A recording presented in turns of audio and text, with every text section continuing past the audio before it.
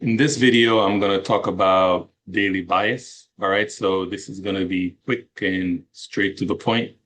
All right. Cool. So, um, if you saw the last video that I posted, I kind of touched on the daily bias in that video as well. And the bias was bearish. I was sticking to my bearish bias.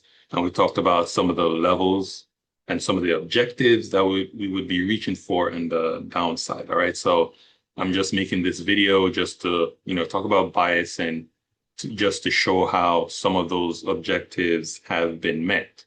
So we're going to take a look and see what the market has done since then, since the last video.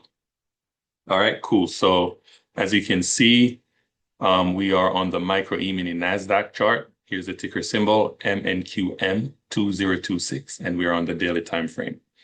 Now that we have that, I'm going to go ahead, remove it out of the way so we can keep the charts clean. And there we are. So as you can see, these are some of the same levels that we've been talking about. This suspension block, this volume imbalance. And we talked about how the price came down, swept the liquidity down here. And then once we swept liquidity, then we saw how the price just moved all the way back up into the suspension block. And we still was not able to close above it. So we rejected from the suspension block. So the bias was still bearish. All right. And then we came back down from the suspension block down into the volume imbalance. And then one of the things we talked about in the last video is this wick. So let me take the price back to where we were in the last video. Okay. So this is where we were. This is where we were. Okay. So we talked about how we would turn our attention to this wick right here. We were maintaining a bearish bias. And we were talking about some of the objectives that we were looking to be met on the downside. We turn our attention to this wick, and we talked about how we can grade the wick. Do you remember that?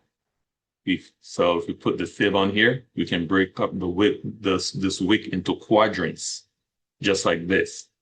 So this is what we talked about. Okay.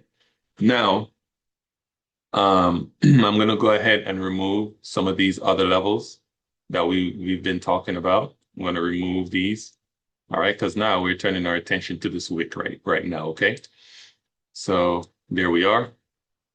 Now, one of the things we talked about is that one of the things we would be looking for is to see if we could get the price to move down into the midpoint of the wick, which would be the consequent encroachment in ICT terminology. That's just the midpoint of the wick. All right, cool. So we talked specifically about how the midpoint of the wick, a lot of times it's a sensitive area on the chart. Remember that? So we said that if the price came down into the midpoint of the wick, it's possible that we could see a bounce from here. You could see the price bounce from the midpoint of the wick. That's something we talked about. Okay. But if we can get past the midpoint of the wick, then we could look for the price to move down further into these other quadrants. So you see this lower quadrant down here. This is also an objective we were looking for. If we can get past the midpoint of the wick, then we can look for the price to come down into this lower quadrant. Then if we can get past here, then we have the lower of the wick. Okay. So we can come and take out the slope. Now, there were some other objectives that we talked about, over here, but this is a new contract. So now the price is spotty. Okay. So now we can't really see the candle. So we would have to look at either the continuous chart, or we would have to go back to the old contract to see what the price looked like over here, but we can't really see it right now. But no worries, we're just going to focus on the chart that we have in front of us right now.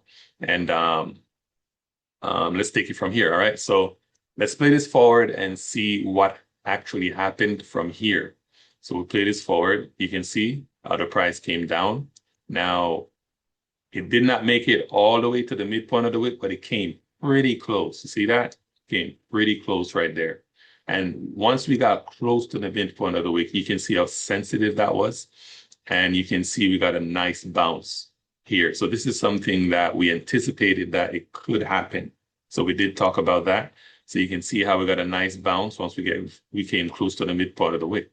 Now, let's talk about what happened here, okay?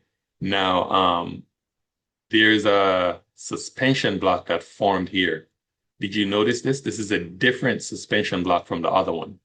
So we have the suspension block up here, if you follow my cursor, the one that we've been talking about up here, but there's another one here. Okay, so let me go ahead and I'm gonna put that on the charts. Let me go ahead and put it on the charts. So that would be here, right there. Okay.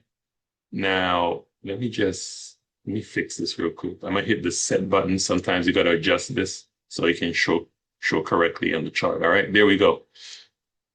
All right, cool. So here we are. You can see if we were to draw this as a regular fair value gap, this is what we would have, okay? This is what we would have if we drew it as a regular fair value gap.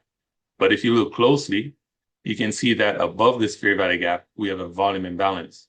So you see there's a separation between these two bodies right up here. So we have to include that as a part of the fair value gap. Now, if we look closely at the low, you see this separation down here between these two bodies.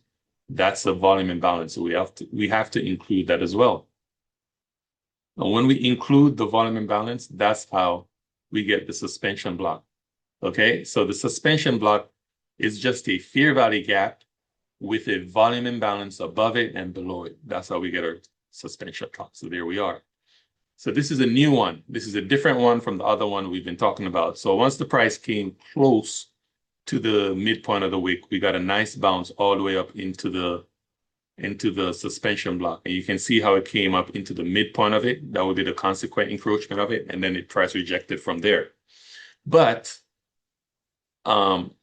we have the volume imbalance up here, which is a part of the suspension block, yes, but we have the volume imbalance up here.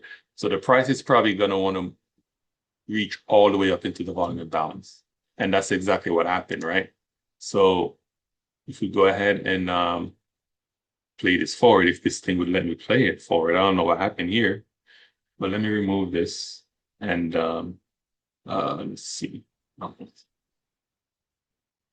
Let's do this. See if we can play this forward. All right, there we go. I don't know what happened a while ago, but we're back. All right. So if we play this forward, the price is probably going to want to reach up into the volume imbalance up here. So we play this forward again. And here we are. That's what happened, okay? So you can see this was Monday. We came down close to the midpoint of the wick. Price bounced from there up into the suspension block.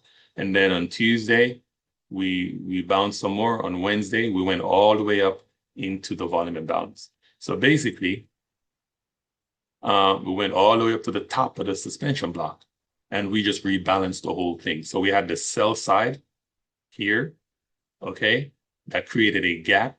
You know how you would have a fair value gap? It's a similar idea, but it's a suspension block. So we came down, we had the sell side. So now we needed the buy side to come up and to rebalance it. So this is what happened. We went all the way up, rebalanced the whole thing, all the way up to the top, all the way up into the volume imbalance. As soon as that happened, the price started selling off. Okay? So the whole purpose of this move up was just to rebalance this gap here and to fill in the suspension block. And as soon as that happened, the price just dumped and sold off. All right? So now, this was Wednesday's trading right here. So we came back down into the wick. Now let's take a look. Let's play it forward and see what happened from there. So from there, in today's trading, you can see how the price came down all the way down into the lower quadrant. So this is one of those objectives that we were looking for to be met. And you can see that objective was met here because we talked about in the last video, we said, if we can get past the midpoint of the wick, remember that? I always said, if we can get past the midpoint of the wick, then we can reach down into the lower quadrant.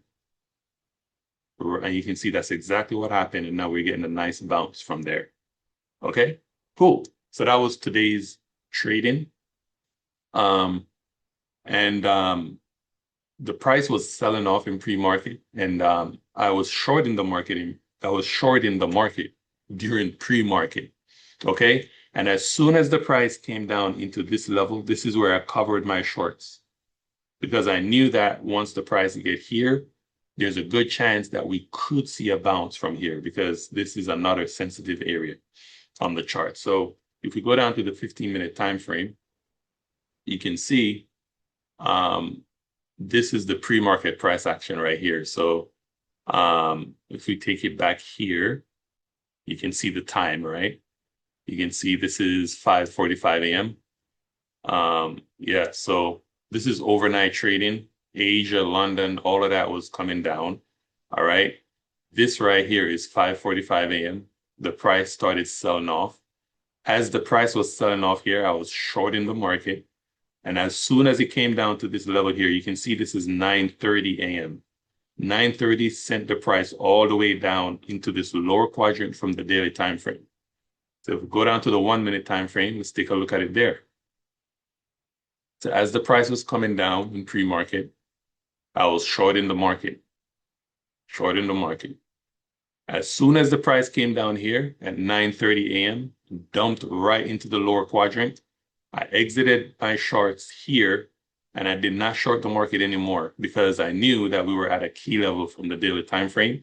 Because this lower quadrant from the daily time frame, it's possible that we can get a bounce from here, and that's exactly what happened. All right, cool. So I'm maintaining my bearish bias moving forward, maintaining the bearish bias. This is where we are now. We're bouncing now. But if we can stay below the suspension block here, then I will be looking for the price to come down and take out these lows here. All right. We have to see how this candle closes. Right now, it's 3:40 p.m. in the afternoon Eastern time. So we're going to have to see how this candle is going to close here. If it closes with a wick like this, then maybe we can look for the midpoint of that wick to be met, and then we can look for the low to be taken out. All right. And then once that is met, so just to make sure you guys are following, we got to see how this candle closes. If it closes with a wick, we can turn our attention to this wick, see if we can reach for the midpoint of the wick and then the low of the wick. And then if that is met, then we can turn our attention back to this wick over here and then look for the low of this wick. So basically these lows right here. And then we can just see how the market trades from there. So we're going to have to see how we close here. But currently I'm still maintaining my bearish bias personally.